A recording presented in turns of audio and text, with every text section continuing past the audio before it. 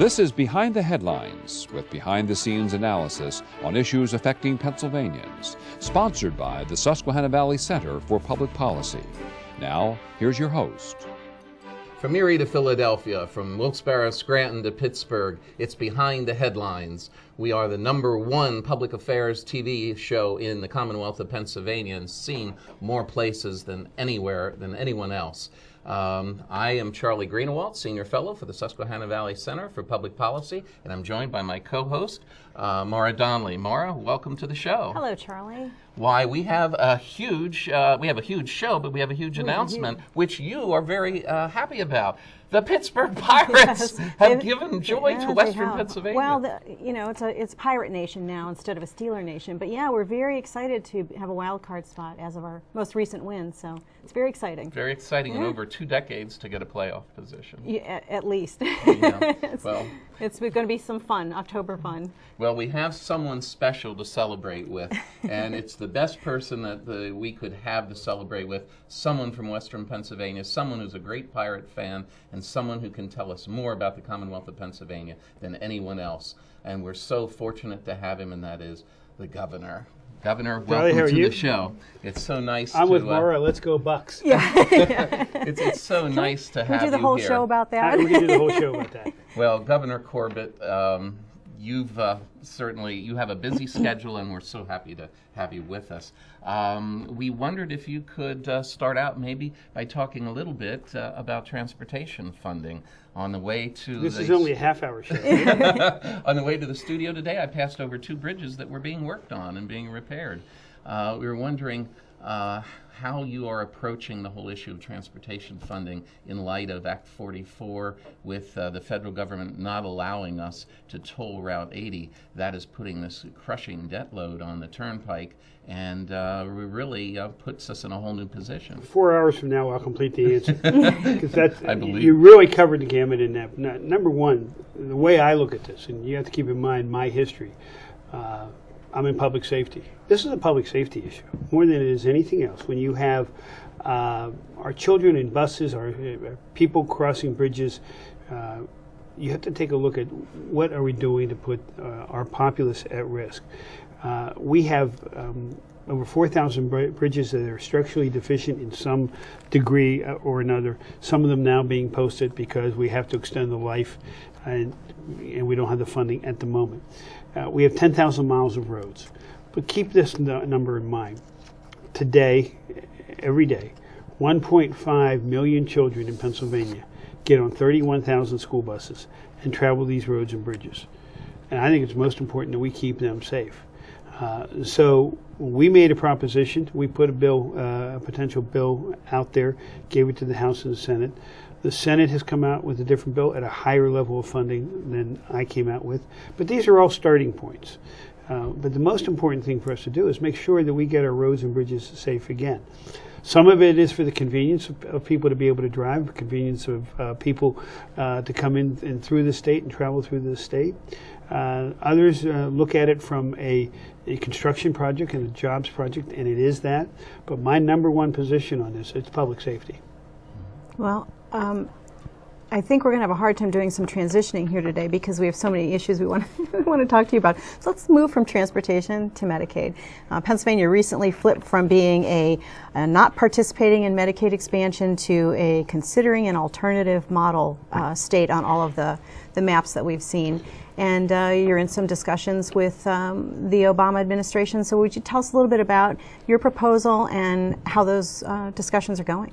Well, Maura, as you probably know, I believe the private sector works better than the public sector in many things, and providing health care is one of those. The alternative presented through the president's plan was to increase spending in Medicaid. Today in Pennsylvania, 1 in 6 people are on Medicaid. If we just expanded it, took more money and put it into Medicaid itself, we'd be 1 in 4 there. We have a very rich program, the second richest in the nation, second only to Missouri, with the average recipient per capita receiving $7,400, and the average in the country is $4,400 to $5,400. Wow. So we have taken months to look at this, and everybody says, "What's taking so long?" Well, you don't work on these things overnight and take a shot in the dark. We've really studied this. And we think there's a better alternative to what the president wants to do. And it doesn't require us to expand an entitlement program. First off, they want to expand it and give us money for 100% for 3 years. And then they give it to us 90% thereafter.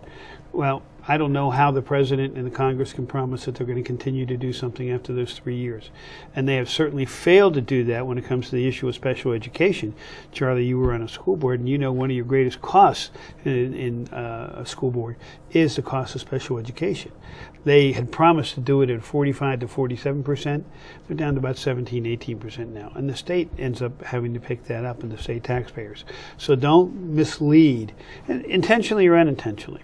So what we have said is, look, first off, we need reforms. In 2009, the president himself said that Medicaid is a broken system. We agree. We need to fix it.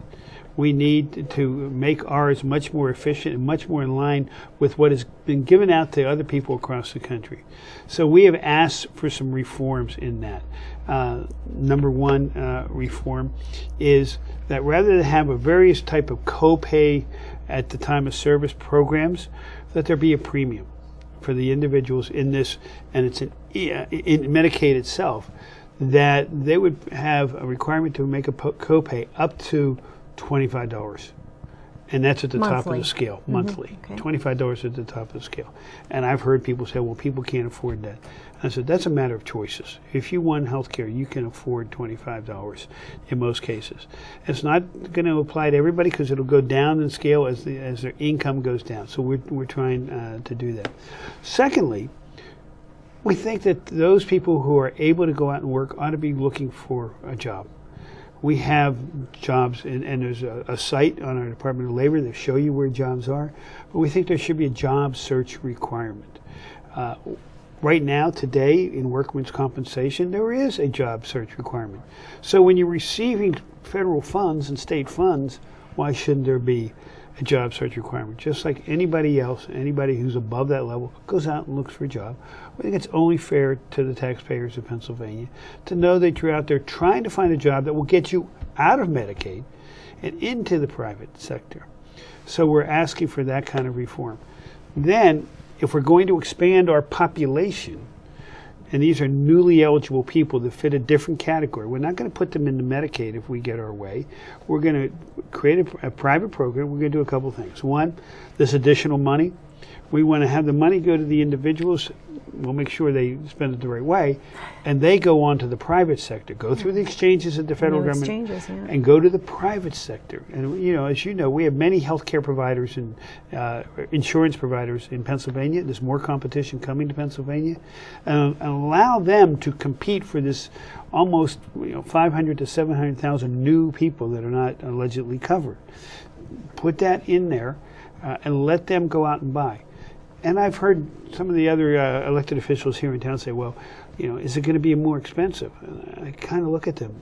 Competition keeps prices down. Mm-hmm. It's not an entitlement program where they already got you. They have to compete with each other. It's going to keep the prices down. Number two, the side benefit of that is we don't have to add more state employees to the Department of Public Welfare, which is the largest Department of Welfare in the United States. We don't need to be adding more people there. The private industry will be adding the people at the cost to the private industry. So that is one. They'll buy it out there. Then two, again, pay a premium. Same as we had in the reform, up to $25, $35 if they're a family. But again, what we've said is if they are disabled, if they're elderly, if they're children, they don't fit into that category. Excuse me. And then third, as we said in the first one, you've got the requirement to go out and look for a job. Again, isn't that fair to the taxpayers of Pennsylvania? We made that proposal. We've had people down in Washington talking on Monday. Open and frank discussions, and that's as far as I'm going to talk about the discussions. Has the president called you personally about? One of his representatives has called. Excuse me. We've not been able to connect, but they called the day after we announced it. We announced it on a Monday. On Tuesday, we had a phone call. So obviously, it's gotten their attention. I think it's better to put it into the private sector. You want to provide the money and let the private sector? That's fine. We don't need another government-run entitlement. Are any of the other states that are looking at alternative models doing anything similar? Or are they? Arkansas is looking at the private alternative. So is Iowa. But I think we might be the only one with a job search requirement. Again, and people say, there's Governor Corbett. He's being tough again. No, I'm being reasonable on behalf of the taxpayers of Pennsylvania who are going to foot the bill for this eventually, because the money coming from Washington is still the taxpayers of the United States. Yeah. Somebody seems to forget we're not printing money. It's hard-earned tax dollars of our citizens. No, Washington's printing money. It's called qualitative easing. But I'm still looking for that machine in the Capitol. I haven't found it. But that's another topic. Wouldn't use it, but haven't found it. We wanted to ask you about, just before break, we wanted to ask you for that economically strapped part of the Commonwealth. My home county. In the West. What can you tell us about the prospects for the proposed ethane plant in Beaver County? Any news on that, Governor? The most recent news is that Shell has put out a request for proposal to potential suppliers of the natural gas. They have a large field themselves. It's their feedstock, but they want to see how much more that they could probably get on a reasonable deal. That's a very positive sign at this point in time. They continue to work out there. Any major corporation like that, they haven't made the final decision yet. They've got a couple decisions in between, but they have to do due diligence. They're doing that.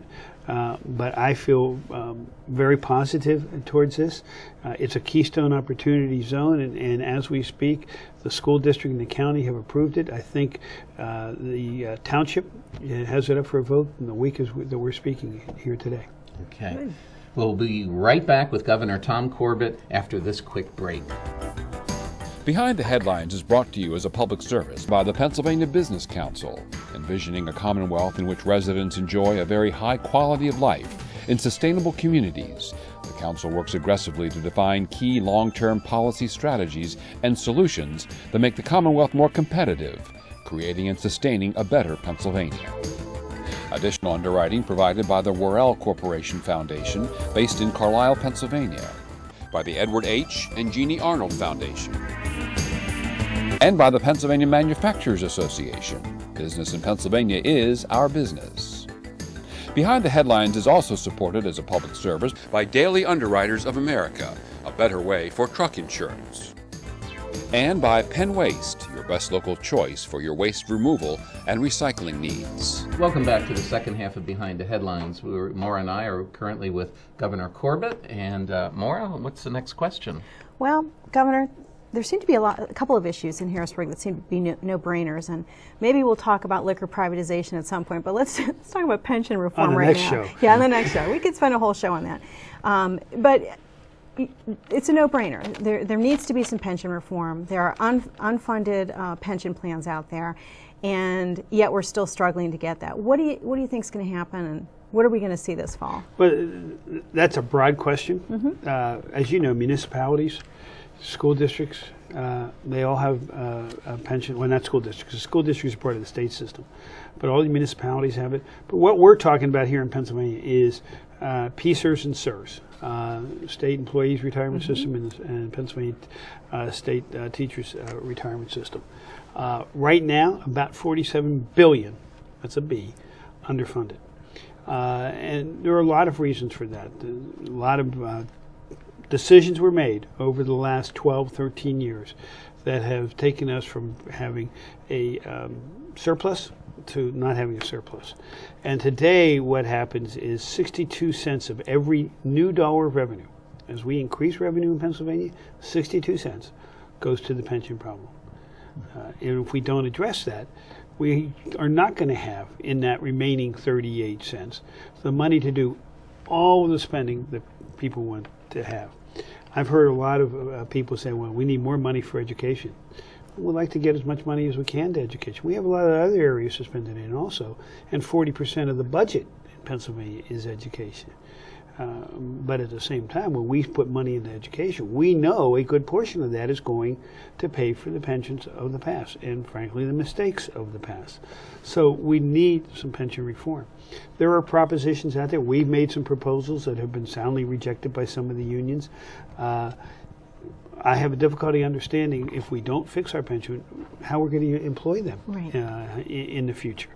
And we do not want to become Illinois, because if you see what's happening in Illinois and their pension problem, and what's happening in California and their pension problem, jobs are leaving, businesses are leaving because they don't want to pay the taxes, and they're going to states that have either don't have a pension problem or have fixed their pension problem, and who are more competitive. We're trying to make ourselves more competitive.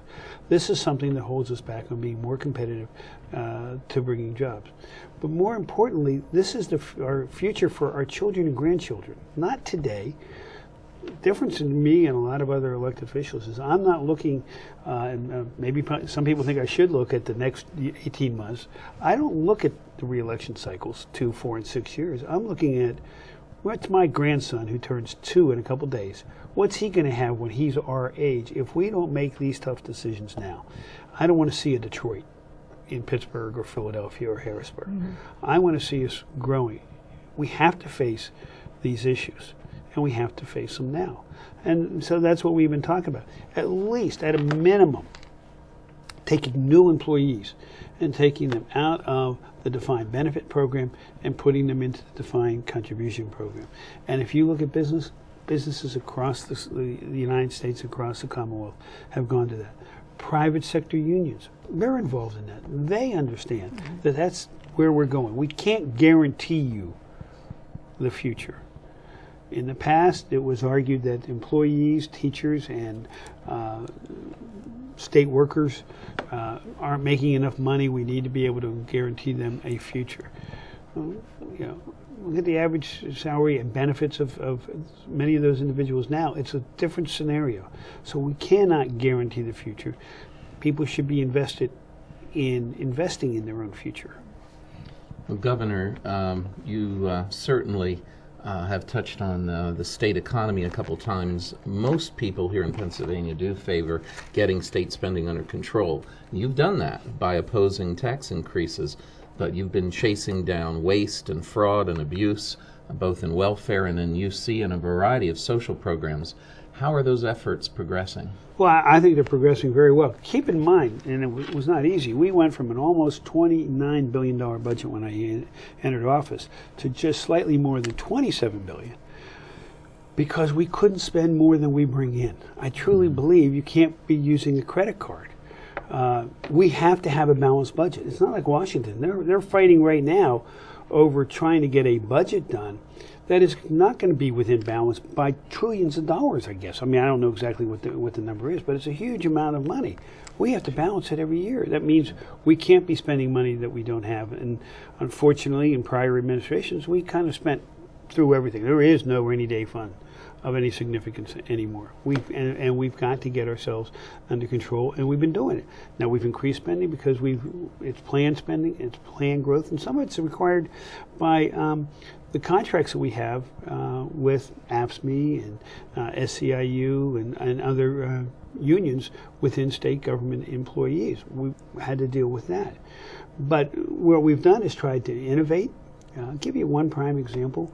Remember I promised in the campaign that we would reduce the vehicle fleet by 20% in the 8 years that I'm governor?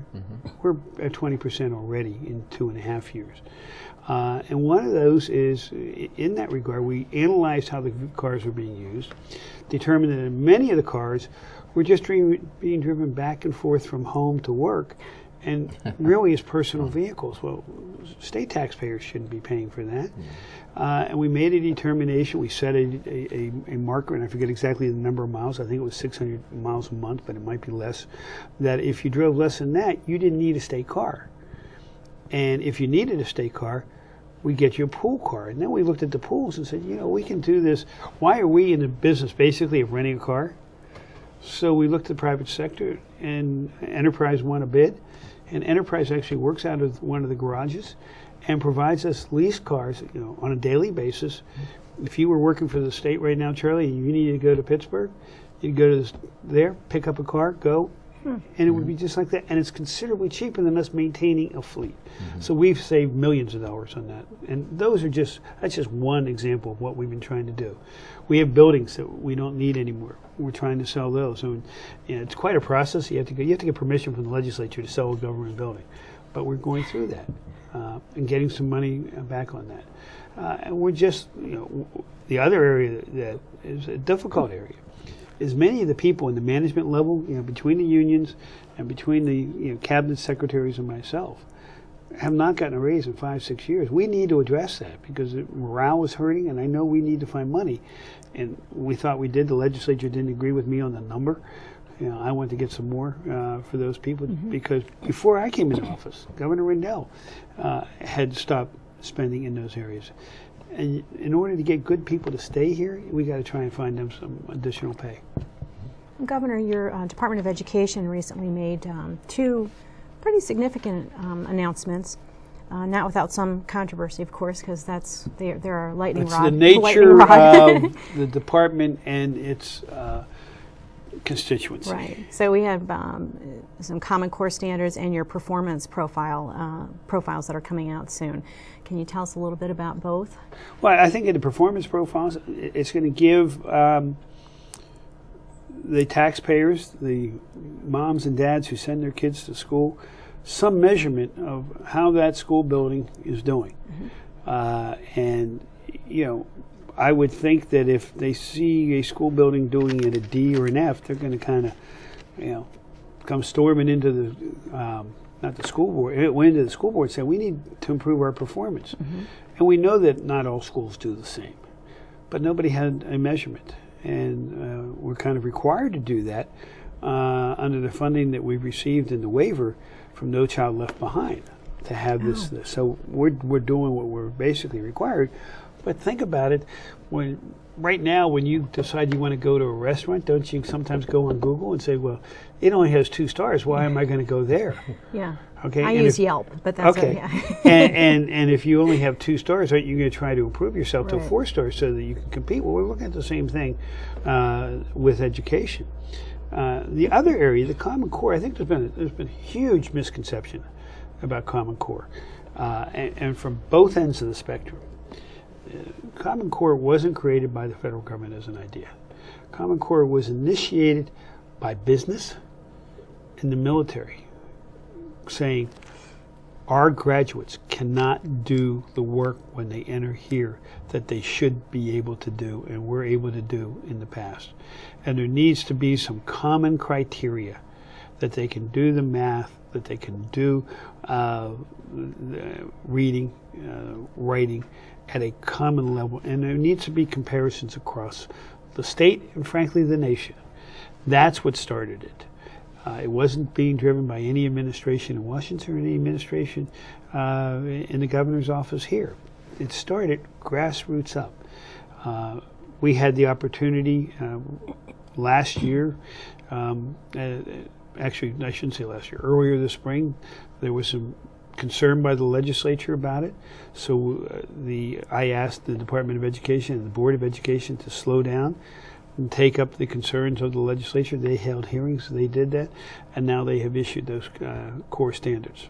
Doesn't this remind you all over again of the whole debate we had about outcome-based education? Because that's really what we're talking about there, is a standard. And a minimum standard. Yeah, and of course the Casey administration made a big mistake in having way too many outcomes. Right. And once they winnowed those down, it got to be more manageable and understandable. And then, of course, the Ridge administration, then they have standards that they imposed, and we were constantly sort of trying to burnish, trying to improve upon what's come before. Well, and keep in mind, every year the employment situation changes, and a lot of that has to do with technology. And what we know is children have to be able to do the math, and they have to be able to read. One of the things that concerns me, and sitting on the board of trustees at Penn State, I brought this up. I've talked to Frank Brogan, the new chancellor of the state system of higher education, who takes office in October, about why are we accepting children in colleges that need remedial math and remedial English? In my day, I don't think you got in if you needed remedial. Right. So if they need remedial, whose fault is that? If you're going to assess a fault, I don't know that you need to assess a fault. Is it the school they came out of? Is it the student not knowing? Were they passed along? Were they not tested? But the most important thing we know is when they're employed, they got to be able to do the job. The military says we need to be able to do simple, basic math. We need them to be able to read the instructions. There's instructions in the military about how to tie your shoes. Oh. Okay, everything is this and that. You got to be able to read it. Yeah. Well, they don't have to polish them anymore, at least the boots. Governor, would you also like to talk for a moment about jobs? Your administration is really focused on the economic climate of Pennsylvania and increasing the number of jobs in the workforce. Could you talk a little bit about what the administration has done and how it's working? Sure. I want you to remember I drove a bus around. Actually, I rode in a bus around in a campaign back in 2010. Had 4 words on the side: less taxes, more jobs. With the help of the legislature, we reduced taxes on the working people of Pennsylvania. From farmers to small businesses to people across the state, we've reduced and not increased taxes. As a result, what we're doing is we're seeing companies come to Pennsylvania. We're seeing them grow in Pennsylvania. We're seeing new companies develop in Pennsylvania. And since I took office, we have over 136,000 new private sector jobs. And I point that out. They're private sector jobs because they're not on the payroll of the taxpayers paying for that. And in fact, there has been a reduction across the state of Pennsylvania of workers on the public payroll at all different levels. But I believe the number of workers in Pennsylvania working for Pennsylvania right now under the offices of the governor is at the lowest it's been at in a couple decades. I think that's important for the people of Pennsylvania also. Over to the private sector. Well, Governor, we want to thank you so much for your time here today with us and with our viewers. You can watch this again, of course, on YouTube. You can see it archived at thevoiceofpa.net as well. And we're so thankful that you joined us again, Governor. And, any predictions on the Steelers this year? They've got to improve. And with that, we'll be back. Maura and I will be back again next week for another Behind the Headlines. Thank you.